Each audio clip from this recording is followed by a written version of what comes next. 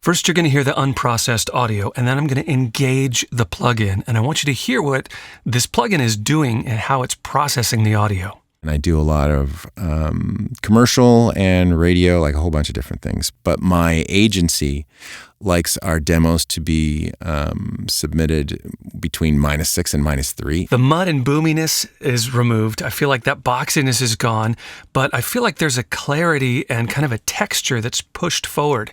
In this video, I'm going to walk you through exactly what I've done to get this sound. Hey, I'm glad you're here. My name is Lenny B. I am a voiceover audio engineer. I'm a podcast coach. I'm a consultant.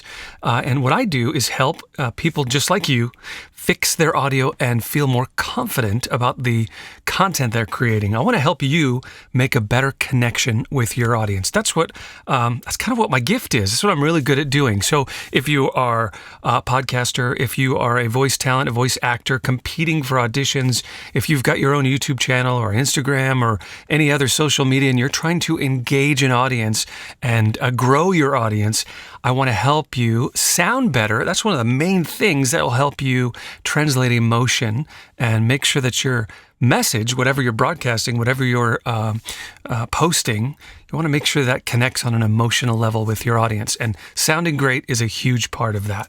And today I'm going to talk about how I have processed a voice recording and taking it from kind of a mundane, bland sound to something that really helps engage the audience. The submission that we're going to work on today, I'm going to show you, was a raw file that was captured on a Sennheiser MKH416 microphone. It's a shotgun microphone. It's kind of an industry standard, a great mic, and it was captured on an audio interface, the SSL MK2. And I also should tell you that this audio was captured in a treated room with really nice panels. I believe they're GIC acoustic panels and bass traps. Just to give you a little bit of background, what I've done initially is balanced the recording with a parametric EQ, and I've done that in a previous video. But now what I like to do is once you've balanced the recording, removed the initial boxiness, kind of EQ'd out the room, you might have heard people discuss it or describe it that way, then what I like to do is, now that you've got a balanced palette, a clear, clean canvas audio to work from, I like to do the sweetening, and I like to do that with a bunch of different processors. It could be EQ, more EQ, it could be compression, de-essing, some saturation, a bunch of things. But I call that part of the processing sweetening. And we're going to do that today on this recording with one of my favorite plugins because I think it does a great job of sweetening, the Scheps Omni Channel by Waves. And let's take a closer look at what I've done with the sweetening on this audio recording. As you can see, I've just got the EQ engaged with that balancing, and let's see what that sounds like to start. I do a lot of animation, and I do a lot of commercial and radio, like a whole bunch of different things. But my agency likes our demos to be submitted between -6 and -3. -1 and -3. So I'm going to start by engaging the Scheps Omni Channel, and we're first going to, you've got a choice, a gate or expander. I'm going to use the expander. I'm going to do the expanding, and then I'll stop and kind of walk you through what I've done. But I want you to see my process, so we'll start with setting the threshold. I do a lot of animation, and I do a lot of commercial and radio, like a whole bunch of different things. But my agency likes our demos to be submitted between -6 and -3. -1 and -3. So what I've done here, I've chosen the expander as opposed to the gate. The expander's a little more transparent. I don't want to get too much reduction, like -12 dB of reduction is plenty, so I don't want to make it silent between his words, but I do want to drop the audio level if he's not speaking, so it just makes it more quiet in between words. I want the attack to be fairly quick, but not too abrupt, and the release pretty slow. We got it just in the middle, 172 milliseconds. So the key is it's working, but you don't hear it working. All right, let's work on this first compressor. I do a lot of animation, and I do a lot of commercial and radio, like a whole bunch of different things. But my agency likes our demos to be submitted between -6 and -3. -1 and -3. So anytime I normalize that, Yeah. Anyways, you might hear how it's very bassy. I do a lot of animation, and I do a lot of commercial and radio, like a whole bunch of different things. Now, I'm getting quite a bit of compression, sometimes -3 up to -6 sometimes. But I have a very extremely low ratio. It's just a 2-to-1. My attack is wide open, and my release is pretty slow.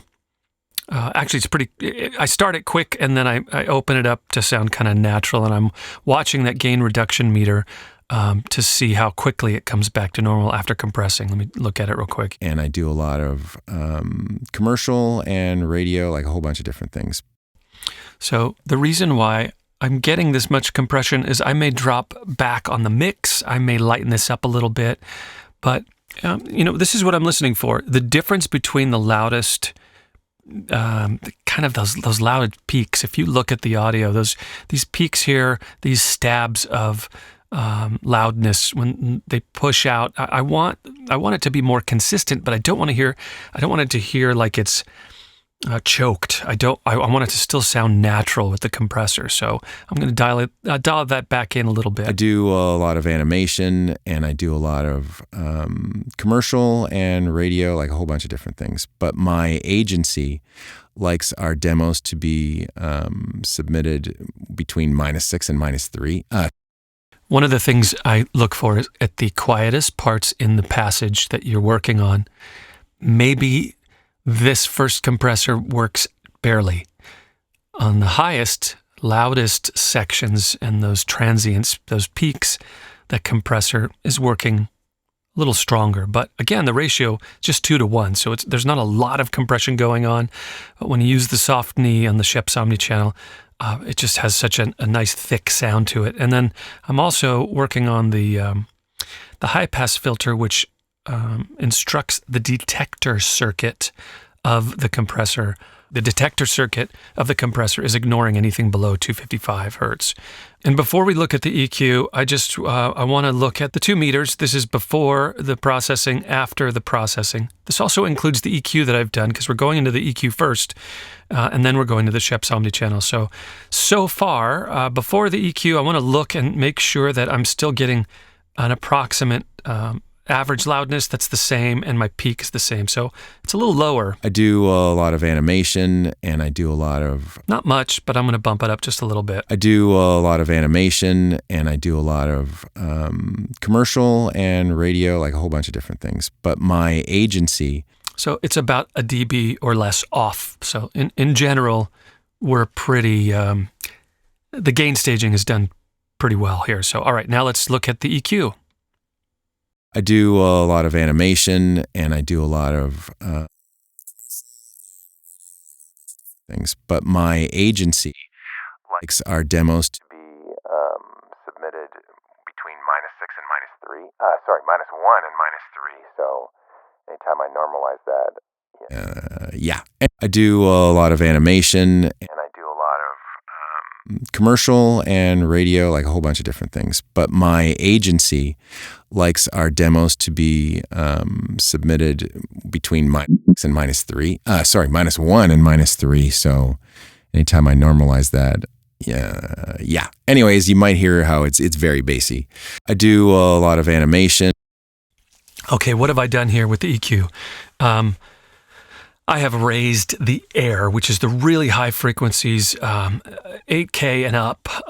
It's actually a high shelf, so it's pushing up the 8K and up frequencies to really give it that air. And if you right-click, or on my Mac here, I'm pushing Control and then clicking on this, you could hear just the frequencies that it's working on. I do commercial. So that stuff is above the sibilants usually, but it just lifts up that air and brings some of the clarity out. Not much. I'm going to go back and adjust all of these things. So I lift up some of that air, and then I do that mid-range clarity and bumping, but it's a very wide band. It's a gentle push in the mid-range. Let's listen to what that frequency is. I do a lot of animation, and I do a lot of commercial and radio, like a whole bunch of different things. When I do push, turn on and off that mid button, and you can hear it just pushes that intelligible mid-range portion of the voice. It just pushes it forward just a little bit, and I think to me that's the sauce. That's the secret right there. That's the stuff. I mean, that really is a drastic. I guess it's maybe not a totally drastic change, but to me that makes a big difference. And here's what it is. It's like it's drastic, but it's not. Here's how I would describe that. Like, you probably wouldn't miss it if I didn't like point your ears to it, right? It's there, but it's so subtle. But in the scheme of things, it makes a pretty big difference when you listen to before you sweeten and after sweetening with an EQ. I mean, that's really what makes the biggest difference, in my opinion. I love that band, and I love this EQ for that reason, that mid band. I do a lot of animation, and I do a lot of... And I am lowering some of the mud in this lower frequency range, just 1 dB, and I'm not even messing with low because it's already it already has a nice bold sound to it. And if you've watched the previous video when I do the EQ balancing, it was low. There was a lot of low energy to begin with, so I don't need to add any of that. So that's the EQ. Again, I may go back and fine tune some of this stuff. Let's look at the de-esser. And by the way, I can't gain stage this because it doesn't have an output. I'm definitely dropping a little bit of energy, but I'm probably adding more energy in the upper and mid-range. So I think the net sum of this is it's raising the output a bit, and I can see that on the meters. So in the de-esser, I have an output control. So maybe I'll do that first before I even engage the de-essers. Let's try to gain stage in this next module first. I do a lot of animation. I do a lot of animation. I do a lot of animation, and I do a lot of commercial and radio, like a whole bunch of different things. But my agency, I do a lot of animation, and I do a lot of... To me, that actually has a pretty good balanced loudness right there. I mean, we're really close. It's less than a dB, so that satisfies me. So when I set a de-esser, I actually go back to the EQ, and I'm going to use, let me show you, I just ran into this free plugin from Tokyo Dawn Labs. They're the same people that do the Nova EQ. It's free. It's just a really nice, big frequency analyzer. Look at the whole screen here. I do a lot of animation, and I do a lot of commercial and radio, like a whole bunch of different things. I want to try to hone in on the frequency space where I think the de-esser would be best used. I do a lot of animation, and I do a lot of commercial and radio, like a whole bunch of different things. But my agency likes our demos to be submitted between Yeah, I'm feeling like probably around 6 or 7, according to this. So I'll go back to my de-esser, and I'm going to set the frequency. Yeah, it's 6, 7. Why don't we do like 6? And I'm using the wide band. I've engaged this de-esser, and now I'm going to drop down. One of the things you can do is listen to solo that band only. So let's see if that's where let's see if I'm not in the right neighborhood, at least with the solo button. I do a lot of animation, and I do a lot of commercial and radio, like a whole bunch of different things. Yeah, that sounds pretty good. So I'm going to drop this down to try to get maybe, I don't know, 3 to 6 dB of reduction. I do a lot of animation, and I do a lot of commercial and radio, like a whole bunch of different things. I'm going to go too far because I want to see really what this is working on. I'm going to drop down the threshold too much. I do a lot of animation, and I do a lot of commercial and radio, like a whole bunch of different things. But my agency likes our demos to be submitted between -6 and -3. Yeah, I'm not hearing anything that I feel is harsh at all. I mean, it's the Sennheiser MKH416. If you're in a balanced situation in a well-treated room, it has such a nice, smooth top end. So I'm not too worried about it right there. So yeah, I think that's going to be enough. I don't want to overdo it. And I'll say this again. I say this all the time. But, you know, I will for sure. After you add everything, the sum of all the processing that you do kind of creates its own thing. So I'll go back and fine tune everything. So I'm setting it, the expander gate, the compressor, I'm setting some of the saturation, the de-esser, limiter, another compressor. And, I'm setting all these things, but after they're all applied and doing their thing together, I might go back again, because when you stack a bunch of things, it creates its own sound. It's the sum of everything put together. So I will absolutely go back. All right, let's look at the second compressor, and I'm going to use this one in a particular way. The Scheps Omni Channel allows you to do another processor, and you can choose whatever you want, but I usually will use another compressor. I'm going to set this one closer to like a limiter with maybe a 20-to-1 ratio, really a high ratio, a quick attack, and I'll modify the release to be kind of subtle and transparent. I'm going to keep it on a soft knee, but I'm going to just barely tap this limiter compressor. And when the compressor is set this way, it's such a high ratio, and using the soft knee, it works even when the threshold is at 0. So it's definitely doing some limiting, but it's not very harsh, and that's really what I want. Let me look at the, I believe this gain reduction meter does not give me a reading for the second compressor. It's only giving me a reading on that first compressor. So I'm not really looking at this. I'm going to focus on the lights here. I do a lot of animation, and I do a lot of commercial and radio, like a whole bunch of different things. Yeah, so it's really smashing it with a threshold. So I'm going to back off until it gets natural, which is probably around 0. I do a lot of animation, and I do a lot of commercial and radio, like a whole bunch of different things. But my agency likes our demos to be submitted between -6 and -3. -1 and -3. I do a lot of animation, and I do a lot of commercial and radio, like a whole bunch of different things. But my agency likes our demos to be submitted between -6 and -3. This second compressor, really used as more like a limiter in this case, it allows me to get some more volume. It adds, in his case, because there's a lot of low end, it's adding a little bit of crunchiness, a little saturation in there too. So I've backed it off. I think I started at 20-to-1 ratio, but I'm pulling it back, and I may pull it back even further. Everything is subtle. When you start adding things, it becomes more apparent. But these are all the tools, and I'm going to say this too. I like the way this sounds. It has kind of a bold, aggressive type of nature. That's one way to process, but you could process or sweeten something. I would not say that this is totally neutral or transparent. You can hear the processing here. There's a big difference, and you're going to hear that when we do the before and after. But, I could do it this way, but we can also make maybe I'll do that.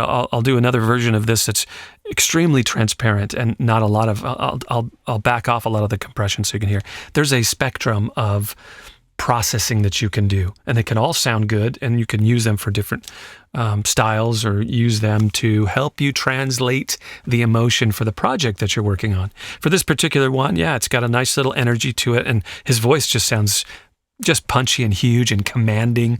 Kind of makes me want to listen to it. And we haven't even looked at the saturation yet, which I'm going to put some high-end saturation on here, just so you can hear what that sounds like. I'm going to crank it up so you really hear it, and then back it off to taste. I do a lot of animation, and I do a lot of commercial and radio, like a whole bunch of different things. But my agency likes our demos to be submitted between -6 and -3.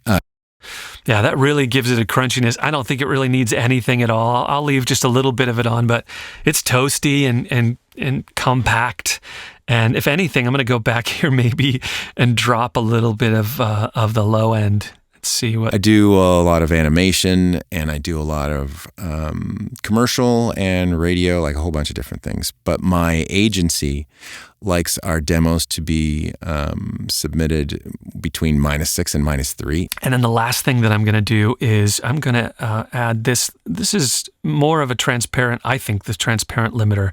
This really tames your audio to make sure that it doesn't go any higher than -6. And so that's what I'm going to do. Because if you've taken my recording levels course for voiceover, you know I like to use peaking at -6 going in and coming out of the plugins. And that's really what this limiter is helping us do. Let's gain stage the whole thing and see what this sounds like. And then I'm going to play you the before and after. This sweetening before the Scheps Omni Channel. We'll see what we've added. And then maybe I'll do a version that's really kind of more transparent. I do a lot of animation, and I do a lot of commercial and radio, like a whole bunch of different things. But my agency likes our demos to be submitted between -6 and -3. -1 and -3. So yeah. This one's pretty toasty, and it's just because there's so much low end. And so I think I would call this pretty compressed, right? It's just kind of toasty. There's a lot of saturation coming from the two compressors and the limiting setting. And so I'm going to do one that is just totally neutral as well. But I want to tell you real quick before we listen to the before and after, before the Scheps Omni Channel and after, you can do this for your own voice. I will send you an example of what your voice can sound like with my custom processing. Now, yes, this one's a little bit compressed. It's got more of a processed sound, but you're going to see there's a spectrum of processing, and we could also make it really kind of neutral and natural sounding as well. All you have to do is go to my website. It's lennyb.com. Follow the instructions there, and you can submit your audio to me with your mic, recorded in your room, and I will walk through for you and do this. It's absolutely free. I will get you a demo of what your voice sounds like with my custom processing, and it kind of gives you an idea of the possibilities, right? I do offer the custom settings to my clients, and if you're interested in getting it for your machine, we can absolutely do that, but there's no obligation to buy anything. It's free. I will make a demo for you so you can hear what it sounds like, balanced and sweetened and processed. And I think what happens is a lot of people want to put their best foot forward when they're competing for voiceover. Some people just are, making YouTube videos, or they're making, some type of projects, or they're doing training videos or audiobooks, and they want to audition with the best sound possible, or they're producing it themselves and they just want to know what it sounds like or know what it takes to sound professional before uploading it somewhere for their audience. lennyb.com is my website. You'll see a red button at the upper right. You click on that, and you're going to come to the instructions. There's 3 simple steps. Step 1, prepare your audio according to the instructions that I provide. Then the second step is you're going to fill out and submit a form. Now, this form is really quick and simple. I just need your contact information so I can get back to you. And I also ask you some questions about your room and the equipment that you're using. And the third step is you check your email, because I send you an email where you can upload your audio file. It actually comes straight to me through Dropbox. You drag and drop the audio file that you've prepared. And after I've processed your voice, I'm going to send you another email where you can hear exactly what it sounds like for free with my custom processing on your voice. It's a win-win. So you can hear what your voice sounds like with my custom processing, but I also will give you some advice. If I hear something that you need to change in your room, or an issue with your equipment or whatever, I absolutely will make some suggestions. I want to help you. And that's what I do here on this channel. I want to help you make a better connection with your audience. All right, the before and after. I'm going to disengage the Scheps Omni Channel, so we're just going to hear the balanced audio, and then I'm going to put the sweetening back on so you can hear the difference. I do a lot of animation, and I do a lot of commercial and radio, like a whole bunch of different things. But my agency likes our demos to be submitted between -6 and -3. -1 and -3. So anytime I normalize that, yeah. Anyways, you might hear how it's very bassy. Not as bad as it was, but not too bad. It's very interesting. It sounds louder.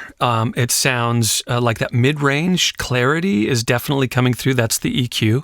But let me mess with this a little bit. I'm going to go back and just back off both of the compressors and see what that sounds like. So I'm going to remove even more of the ratio. We'll go 4:1, and I'm going to adjust the mix. So it's just half, actually even less. Let's do 40% compressed and 60% So you can adjust how much of that compression is being used here. And then in this one, I've already got 2-to-1. We'll do the same thing. I'm going to back off the mix and maybe change the threshold. So I think what this is going to do is also affect the output. So let me gain stage it, and then we'll take a listen to what that's like. I do a lot of animation, and I do a lot of animation, and I do a lot of commercial and radio, like a whole bunch of different things. But my agency, I also took some of the saturation off. I'm going to put the limiter back on. So, I mean, we've changed the mix here too. We're only doing 40% compression on this one, and as well on this second one too. We backed it off quite a bit, and I even backed off the ratio. Put the limiter back on because I still want to cap it, and I've also shut off any of the saturation. So let's hear the difference now. I would call this one just a little more transparent, a little more natural sounding for this recording. And so we'll do the before and after. Here is first without the Scheps Omni Channel, and then I'll engage that sweetening EQ. Now we can hear the difference. I do a lot of animation, and I do a lot of commercial and radio, like a whole bunch of different things. But my agency likes our demos to be submitted between -6 and -3. -1 and -3. So I do a lot of animation, and I do a lot of commercial and radio, like a whole bunch of different things. But my agency likes our demos to be submitted between -6 and -3. -1 and -3. So this time I'm hearing even more of a balance, less boomy and more even with the frequencies, and then more consistent with that compression. So I hope you enjoyed this, and hope it gave you an idea of the difference between balancing and sweetening, and the things that you can do. Now, the plugins aren't magic. They're tools that you can use, and you use these tools to manipulate the audio. And it has everything to do with the raw file, and then being able to balance it and manipulating it. If you've got any questions, please leave them in the comments. I'm happy to explain things that I've done here. And again, don't be shy to send me your audio if you want to get a sample of what my custom processing sounds like on your voice. I'm Lenny B, audio engineer. Thanks for watching. Now, you can also watch how I've processed this same voice recording using the Manly VoxBox plugin by Universal Audio, or with the Ultra Channel plugin by Eventide, which you can see here in this video. And you can see how I balance the initial raw recording with a parametric EQ before sweetening. You can watch that video here.